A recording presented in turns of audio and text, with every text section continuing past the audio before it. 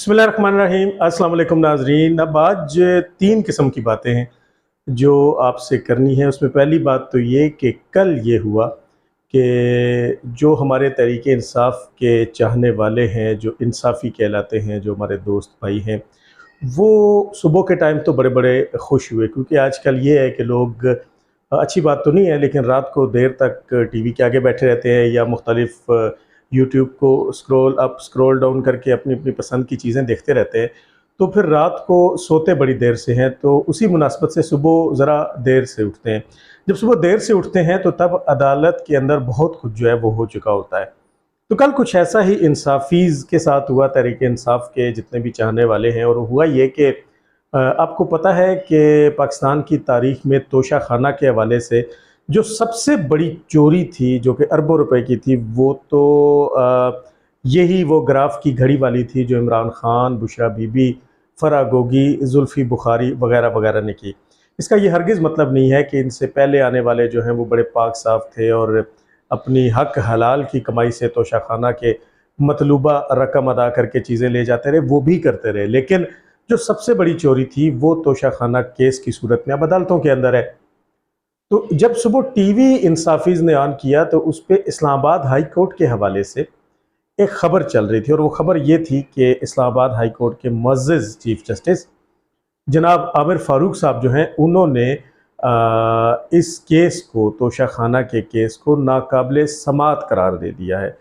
अब उसमें हुआ ये कि मेरे फ्रेंड लिस्ट के अंदर और मेरे व्हाट्सएप के अंदर जितने भी वो लोग हैं जो कि तहरीक इंसाफ के बड़े भरपूर और सरगर्म कारकुन हैं और चाहने वाले हैं और खान साहब के ऊपर अपने जाने निछावर करने को तैयार हैं, उन्होंने स्टेटस लगा रखे थे जिसमें वो इस्लामिक टच था कि बेशक अल्लाह जो है वो अल हक है और इय्या का नाबुदु व इय्या का नस्ताईन, और खान साहब की पहली कामयाबी और ये हो गया और वो हो गया और बला बला। तो मैं थोड़ा सा हैरान भी हुआ और मुझे भी बड़ी मुसरत हुई कि चले एक केस में जो है वो मज़लूम इमरान खान साहब, नियाज़ी साहब जो हैं, उनकी जान तो छूटी। अब हुआ ये कि इंसाफीज़ ने उसके बाद मिठाइयाँ खा ली, मिठाइयाँ बाँट ली, और लेकिन उनके साथ प्रैंक हो गया। और प्रैंक वही हुआ जो कभी कभी मुस्लिम लीग नून के साथ हुआ करता है, और उस पर जो यूथिये हैं वो बड़े तालियां भी बजाते हैं, नारे भी मारते हैं, और वो अरसलान बेटा की क़यादत में जो ट्रोलिंग ब्रिगेड है, जो 5th जनरेशन वॉर कर रहे हैं, वो बड़े ढोल भी बजाते हैं और बड़ा जो है वो हंसी मजाक भी उड़ाया जाता है कि देखें जनाब इन्होंने मिठाइयाँ खा ली। और ये जो जेलमी वो है जो गलियों में भागा था, इस्लामाबाद की गलियों में अदालतों में जानवर की तरह भागा था, फवाद, तो वो उस ज़माने में आपको याद है कि हर जमात का तर्जुमान रहा है। तो जब वो पीटीआई का तर्जुमान था तो वो भी इस बात का बड़ा मजाक उड़ाया करता था कि मिठाई जो है वो गलत खा ली गई है। अब इन्होंने मिठाई कैसे गलत की कि गलत खाई कि जब तफसीली फैसला आया तो इन सब के तो चेहरे लटक गए और और ये एक दूसरे को कोसने देने लगे कि हमें सही बताया नहीं गया। तफसीली फैसला बुनियादी तौर पे क्या था? असल में हुआ ये कि ये जो चोरी इमरान खान साहब और बुशरा मानिका, खावर मानिका की साहबका बीवी और जो भी मौजूदा इनकी पीरनी भी है और बीवी भी है, उसने मिल के फ़राह गोगी के तवस्सुत से और जुल्फ़ी बुखारी के तवस्सुत से की। वो ट्रायल कोर्ट के अंदर मुकदमा जो है वो चल रहा है और उस पर फ़र्द जुर्म जो है वो भी इमरान खान साहब पे आयद हो चुकी है। तो इन्होंने, चूँकि अदालतें तो बांदियाँ हैं खान साहब की, ख़ास तौर पे बंदियालवी कोर्ट जो है, तो खान साहब ने इस्लामाबाद हाई कोर्ट में एक दरख्वास्त दायर कर रखी थी कि इस ट्रायल को रोका जाए या इसको कलअदम करार दिया जाए या मुझे इस पे वक्त दिया जाए। तो बहरहाल इसमें कोई ना कोई टांग जो है वो अदालत की जानिब से अड़ाई जाए। अब chief justice Islamabad high court justice Aamir Farooq ने बुनियादी तौर पे उस एप्लीकेशन के ऊपर फ़ैसला किया था कि ये जो इमरान खान साहब की दरख्वास्त है कि इस ट्रायल को रोका जाए या कलअदम करार दिया जाए, मैं इस दरख्वास्त को कलअदम करार देता हूँ। और ये वापस ट्रायल कोर्ट की तरफ उन्होंने रेफ़र कर दिया और उन्होंने कहा कि अगर खान साहब को कोई रिलीफ चाहिए, कोई स्टे चाहिए, कोई भी बात करनी है तो वो उसी ट्रायल कोर्ट से करें कि जो उन पर फ़र्द जुर्म आयद कर चुकी है। तो यूथिये बेचारे जो हैं वो बिल्कुल झाग की तरह, ये मुझसे मत पूछिएगा कि कौन सी झाग की तरह, लेकिन झाग की तरह जो है वो बैठ के बड़े परेशान थे, बड़े फ्रस्ट्रेटेड नज़र आते थे। तो एक तो डेवलपमेंट कल जो है वो ये हुई। दूसरा ये हुआ कि आपको मालूम है कि हमारे जो असल सदर हैं, असल सदर मैं इस सूरत में कह रहा हूँ कि जो कुछ हुआ है वो कायम मकाम सदर की वजह से हुआ है। असल सदर तक का नाम तो आरिफ अलवी है, उनका ताल्लुक सदर बनने के बाद भी पीटीआई से ही है, तो वो पाकिस्तान के कम और पीटीआई जमात के ज़्यादा सदर हैं आरिफ अलवी साहब। वो जब हज पे तशरीफ़ ले गए तो वो जो सादिक संजरानी है जिसने सिर्फ अपने कब्र में जाने के बाद, दफन होने के बाद दो चार हुफ़ाज़ और कुर्रा हुकूमत से नहीं मांगे कि वो क़यामत तक उसकी कब्र पे बैठ के कुरान ख़वानी भी करते हैं ताकि उसके गुनाहों को बख्शवाने में वो अहम किरदार अदा कर सके। बाकी उस सादिक संजरानी ने, चोर ने, तमाम फैसिलिटीज़ जो हैं वो तादमे मर्ग वो ले ली हैं। अब इस तरह के लोगों को मौत भी इतनी जल्दी तो नहीं आती, आपको पता ही है, शैतान की मौत तो जल्दी नहीं है। तो अब वो कायम मकाम सदर था। हुआ ये कि नैब के कानून में ये होता है कि जब नैब किसी को पकड़ती है तो उसके बाद वो उसे 14 दिन तक हिरासत में रख सकती है, अदालत में पेश करने की मजाज नहीं थी। जैसे आपको पता है कि अगर पुलिस वाले पकड़ लें तो उन्हें 24 घंटे के अंदर अंदर मुलजिम को अदालत में पेश करना होता है, लेकिन नैब के लिए ये जो कानून है ये 14 दिन यानी कि 2 वीक्स का था। उन्होंने ये किया जनाब कि एक तो ये कहा कि इसको 14 से बढ़ा के 30 दिन कर दिया, यानी कि 16 दिन का इजाफा कर दिया। एक आर्डिनेंस गवर्नमेंट ने बनाया। दूसरा, उस आर्डिनेंस में नैब के चेयरमैन को, जो भी उसका चेयरमैन हो, ये इख्तियार भी दिया गया कि जब मुलजिम 30 दिन नैब की हिरासत में रहेगा, वो जो नैब की बड़ी गंदी से अकूबत खाने हैं जिसमें शहबाज शरीफ को भी रखा गया था, जिसमें साद रफ़ीक को भी रखा गया था, मुस्लिम लीग के तमाम रहनुमाओं को रखा गया था, लेकिन बहरहाल वो साबित कदम रहे थे, उस नैब की बात कर रहा हूँ।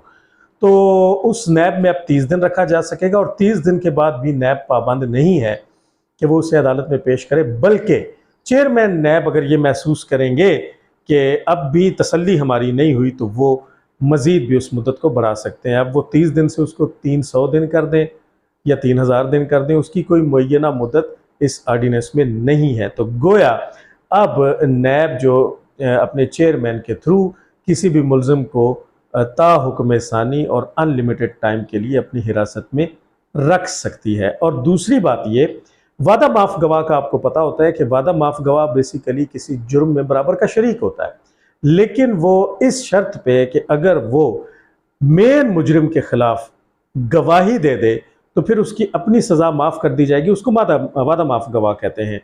तो वादा माफ़ गवाह जो है उसका कानून भी अब इसके पास, नैब के पास है, जो कि पहले नहीं था। और उनको पक्का करने के लिए अब उसमें एक तरमीम ये भी की गई है कि वो जो वादा माफ़ गवाह होगा वो उस पर कायम रहेगा, उसको माफ़ कर दिया जाएगा, लेकिन बाद में अगर वो कभी ज़िंदगी में जाके किसी अदालत में ये कहता है कि नहीं, मुझसे तो ये गवाही ज़बरदस्ती दिलवाई गई थी, या मैंने जो कहा था वो तो सच नहीं था, या मैं होश में नहीं था, तो उसे दोबारा मुजरिम तस्वर उस जुर्म का ही किया जाएगा और उसे बाकायदा सज़ा दी जाएगी। गोया आप जो कुछ बोलना होगा वो सच बोलना होगा। तो अब अगर आप इस तनाजुर में देखें तो इस तनाजुर में जो बंदा टारगेट पे है उसका नाम है इमरान अहमद खान न्याजी। कल भी ये जस्टिस आमिर कारूफ ने तो खैर फ़ारूक ने तो जो कुछ किया सो किया, लेकिन मातहत यानी इमरान खान की मातहत हमारी सारी अदलिया जो है 16 मुकदमात में ज़मानत दे दी गई। बुशरा मानिका, खबर मानिका की बीवी जो कि अभी इमरान खान की बीवी है, उसको भी ज़मानत दे दी गई। तो खान साहब के साथ तो ये बहुत बड़ी रिलीफ अदालतों की जानिब से है कि जो मर्ज़ी कर लें, जैसा मर्ज़ी कर लें, लेकिन उनको अदालतों से बहरहाल जो है वो रिलीफ मिल जाता है। तो अब एक रास्ता गवर्नमेंट ने यह निकाला कि वो सादिक संजरानी से ये आर्डिनेंस पास करवा लिया, क्योंकि वो कायम मकाम सदर था और आधी रात को उसे जगाया, उसने साइन किया और मज़े से सो गया। अब असल सदर जो पीटीआई के बहुत बड़े रहनुमा भी मौजूद अभी भी हैं, सदर होने के बावजूद हैं, वो वापस तशरीफ़ ला चुके हैं, लेकिन वो कुछ नहीं कर सकते क्योंकि आर्डिनेंस जो है वो पास हो गया है। तो अब किसी भी वक्त इमरान खान साहब को जो नैब है वो गिरफ़्तार करेगी। गिरफ़्तार करने के बाद उनको 30 दिन के लिए तो वो इस आर्डिनेंस के तहत उसी जेल में और उन्हीं अकूबत खानों में रखेगी जहाँ मरियम नवाज़ को रखा था, शहबाज शरीफ को रखा था, नवाज शरीफ को रखा था, खाकान अब्बासी को रखा था, साद रफ़ीक को रखा था, लेकिन वो साबित कदम रहे थे। अब गर्मी भी बहुत है और मानसून का सीज़न तकरीबन प्री मानसून शुरू हो चुका है, तो हब्स भी बहुत होगी। खान साहब को रात को मुबैना तौर पे कुछ लिए बगैर वो सोते भी नहीं, तो वो भी नहीं तो सहूलत मैसर होगी, तो बड़ी मुसीबत पैदा हो जाएगी। पीछे रह गए वादा माफ गवा। जब खान साहब के 30 दिन पूरे होंगे तो उसके बाद चेयरमैन नैब जब तक चाहेंगे अपनी तसल्ली करते रहेंगे और खान साहब को नैब से छुटकारा नहीं मिलेगा, ना अदालतों में पेश होंगे और ना ही वो जमानतें मिल सकेंगी जो वो अभी तक एंजॉय करते फिर रहे हैं। वादा माफ गवाह के लिए आपको मालूम है कि इस तारीख की सबसे बड़ी तोशाखाना वाली चोरी में एक तो खुद बुशरा बेगम मुलविस है, दूसरा वो करप्ट तरीन औरत वो जिसका नाम फरत शहजादी उर्फ फरा गोगी है, वो है जिसने वो बेचे थे। फिर उसके बाद एक गैर मुल्की एक पैराशूटर, फरा गोगी खुद भी एक पैराशूटर है, लेकिन एक और पैराशूटर जुल्फी बुखारी वो भी मौजूद है। और आखिरी नाम जो है वो मलिक रियाज का है, वो जो आपको पता ही है कि मलिक रियाज कौन है। तो मलिक रियाज तो अपनी साख को ख़राब करने के लिए वादा माफ गवाह नहीं बनेगा, लेकिन बुशरा और फरा और जुल्फी बुखारी जो है वो वादा माफ गवाह बन जाएंगे। तो अब ये जो एक रास्ता है वो इस आर्डिनेंस के जरिए गवर्नमेंट ने निकाला है कि इस तरह से वादा माफ गवाह बना के अब इमरान खान साहब को सही रगड़ा दिया जाएगा। क्योंकि आपको पता है कि जब आर्मी चीफ कोयटा में थे तो एक बड़ी अहम डेवलपमेंट ये, उनसे एक सहाफ़ी ने सवाल किया, खातून सहाफ़ी ने इसी मुल्की सूरत हाल के हवाले से, तो उन्होंने कहा कि मैं कुरान का तालिब इल्म हूँ और कुरान के अंदर आँख के बदले आँख है, नाक के बदले नाक है, कान के बदले कान है और हाथ के बदले हाथ है। तो हम कुरान के इसी असूल पे करेंगे जो कुछ भी 9 मई के वाक़यात के हवाले से करेंगे। तो ये बड़ी लर्ज़ा खेज़ किस्म की गुफ्तगू है जो कि इमरान खान और उनके हवारियों के लिए है। क्योंकि अगर कसास ही होगा, दियत नहीं होगी, पैसे दे के जान नहीं छूटेगी, तो फिर ये लोग बहुत ही बुरी तरह जो है वो फंस जाएंगे। अब जो आखिरी चीज़ है वो बड़ी दिलचस्प है, वो है सुप्रीम कोर्ट ऑफ पाकिस्तान, जो कि बिल्कुल मुकम्मल तौर पे बंदयाल कोर्ट बन चुकी हुई है। और आपको पता है इसके अंदर धड़ेबाजी भी है और इसके अंदर धींगा मुश्ती भी है, आपस में सींग भी फंसा रखे गए हैं। उसके जो चीफ जस्टिस हैं, जिसका नाम मिस्टर जस्टिस उमर अता बंदयाल है, जो कि बस अब गिनती के 73 डेज़ उनके रह गए हैं इस मनसब के ऊपर मुसल्लत रहने के। तो उन्होंने यूट्यूबर्स, या जिनको हमारे कुछ सहाफ़ी दोस्त यूथ यूबर्स कहते हैं, यूथ यूबर और यूट्यूबर में एक बुनियादी फ़र्क है। यूट्यूबर तो मैं भी हूँ, यूट्यूबर और भी बहुत से लोग हैं, हर तरह के मसाइल पे बात होती है और कोशिश ये की जाती है कि न्यूट्रल रहें और किसी भी जमात के ना हक में बात करें ना खिलाफ बात करें, बल्कि जो हक बात है वो करें। दूसरे यूथ यूबर हैं जिन्होंने इमरान खान के जूते चाट के और तलवे चाट के खुद को करोड़पति कर लिया, जिसमें सबसे बड़ा नाम जो है वो उस गीले तीतर का है जो इमरान रियाज खान है। फिर आपको पता है कि समी इब्राहिम है जिसको डब्बू ने एक दफ़ा थप्पड़ भी मारा था। फिर आपको मालूम शाकिर जो कि भागा हुआ है, भगोड़ा है। एक और भगोड़ा, उसका नाम मुईद पीरज़ादा है, ये भी एक बहुत बड़ा यूथ यूबर है जो कि इमरान खान, जिसकी साफत से अगर इमरान खान निकाल दें तो पीछे कुछ नहीं बचता, और एक अपनी उम्र के आखिरी हिस्से में अपनी साख को खुद साख्ता बर्बाद करने वाला और यह मकबूल जान है। लेकिन इनके अलावा इन भगोड़ों और इन यूथ यूबर्स और इमरान खान के तलवों में लौटने और दुम हिलाने के वाले ये जो शख्सियात हैं जिनके मैंने नाम लिए, इनके अलावा चंद लोगों ने मुलाकात की बंदयाल साहब से। अब बंदयाल साहब से जब मुलाकात की तो उसकी जो अलामिया तो नहीं, जो उसकी डिटेल सामने आई वो ये सामने आई कि जस्टिस बंदयाल ने उसमें उन्हें ये भी कहा कि इमरान खान जो है वो बड़ा दलेर है और बड़ा वो इनसे बदला लेगा और उसे कोई नहीं हरा सकता, और इमरान खान जो उसको सत्ते ही खैरे हैं और ये जो मर्ज़ी कर लें उसका कुछ नहीं बिगाड़ सकते, वगैरह वगैरह। दूसरे फेज़ में बंदयाल साहब ने यूथ यूबर्स को ये भी कहा कि इमरान खान ने फ़लाँ इमारतें की हैं, असम्बलियाँ तोड़ी हैं, तहलील की हैं और ऐसा नहीं करना चाहिए था, ये बात की। तीसरा जो है वो उन्होंने चीफ जस्टिस नए जो हैं काजी फ़ाइज़ ईसा, बड़े साफ़ सुथरे कैरियर के हामिल इंसान, उनके हवाले से बात की कि मैंने उसको समझाया भी था और मैंने फ़लाँ चीज़ें भी बताई थी और वो फ़लाँ मामले में मेरे पास आके मेरी मिन्नतें करता रहा और फ़लाँ मामलों में मेरी उससे बात होती रही। यही बात जस्टिस बंदयाल ने सरदार तारिक मसूद के हवाले से की। मैं अब इन बातों की डिटेल में नहीं जाऊंगा, मैं आपको सिर्फ एक आईना दिखाना चाहता हूँ। इस वक्त जो हुकूमत है वो पीडीएम की है और उसमें जो मैक्सिमम हिस्सा है वो पाकिस्तान मुस्लिम लीग नून का है, गोया नवाज शरीफ की पार्टी की हुकूमत है। अब ये बात जो मैं आप तक पहुँचा रहा हूँ, ये बात मुझसे पहले बहुत से लोग आप तक पहुँचा चुके हैं, लेकिन इस बात पे कोई शोर नहीं मचा, कोई धुआं नहीं उठा, कोई चिंगारी नहीं भड़की, हुकूमत की तरफ से कुछ नहीं किया गया। उसकी शायद वजह यह है कि मौजूदा हुकूमत बड़ी संजीदा है कौमी मामलात को लेके, IMF को लेके, पाकिस्तान के डिफ़ॉल्ट के ख़तरे को लेके, पाकिस्तान में पेट्रोल की और गैस और बिजली की कीमतों को लेके, पाकिस्तान में महंगाई को लेके। तो वो दिन रात उस पर काम कर रहे हैं और अब उसके नतायज जो हैं वो भी आना शुरू हो गए। यूथिये तो खैर इस पर बड़ी बगलें बजा रहे हैं। यानी अब यूथियों की मुनाफ़क़त का अंदाज़ा यहाँ से लगाइए कि अब इन्होंने स्वीडन के अंदर जो कुरान मजीद की बेतौकीरी की गई उसके ख़िलाफ़ जुम्मे को एक एहतजाज का ऐलान किया है। भाई लानत हो ऐसी मुनाफ़क़त पे। जब आप लोगों के दौर में जब फ्रांस के अंदर रसूलुल्लाह सल्लल्लाहु अलैहि वसल्लम की शान अक़दस में गुस्ताखी की गई थी, तो आप लोग कहाँ मर गए थे? आपके लीडर्स कहाँ मर गए थे? आपका चेयरमैन कहाँ मर गया था? और उस वक़्त आप लोगों ने क्या किया था? उस वक़्त वो जो एक मर्द दरवेश, मर्द कलंदर अल्लामा खादिम हुसैन रिजवी रहमतुल्लाह अलैह, अल्लाह उनकी कब्र पे करोड़ों रहमतें नाज़िल फरमाए, जो कि ख़त्म नबूवत के नाम पे एहतजाज के लिए निकले थे, तो आपने उस वक़्त वज़ीराबाद के करीब GT रोड को खोद दिया था। आपने जेलम के पुल के जंगलों को तोड़ दिया था। आपने जगह जगह कर्फ्यू नाफिज कर दिया था। आपने शेल बरसाए थे। आपने लोगों को डायरेक्ट गोलियां मार के शहीद किया था। और एजेंडा उनका क्या था? एजेंडा यही था कि फ्रांस में रसूलुल्लाह सल्लल्लाहु अलैहि वसल्लम के शान अक़दस में गुस्ताखी की गई थी और वो कौम जमात ये मुतालबा कर रही थी और पूरी दुनिया उनके साथ थी कि फ्रांस के सफ़ीर को निकाला जाए। तब तो आप लोगों ने एक बयान नहीं किया, तब तो आपके पाँव नहीं चले और आपके लीडर की ज़बान नहीं जली और तब तो उसकी अंदर का इस्लाम नहीं जागा और तब तो वो बेगैरत बन के बनी गाला में छुपा रहा। आज उस बेगैरत के अंदर ये गैरत कहाँ से आ गई कि आज बिल्कुल जब वैसा ही वाक़या कुरान मजीद के हवाले से हुआ है, तो चूँकि आप लोग हुकूमत में नहीं है और अब खादिम रिजवी साहब भी दुनिया में मौजूद नहीं, तो अब आप इस इस्लामिक टच का सहारा ले रहे हैं। लानत हो आप लोगों के ऊपर और लानत हो आपके उस चेयरमैन के ऊपर कि जिसके अपने दौर में ये टेस्ट केस हो चुका है। और लानत इन हुक्मरानों के ऊपर कि जिन्होंने अभी तक कुरान मजीद की इस बेतौकीरी के खिलाफ सरकारी सतह पे कुछ नहीं किया। लानत हो इन हुक्मरानों के ऊपर भी।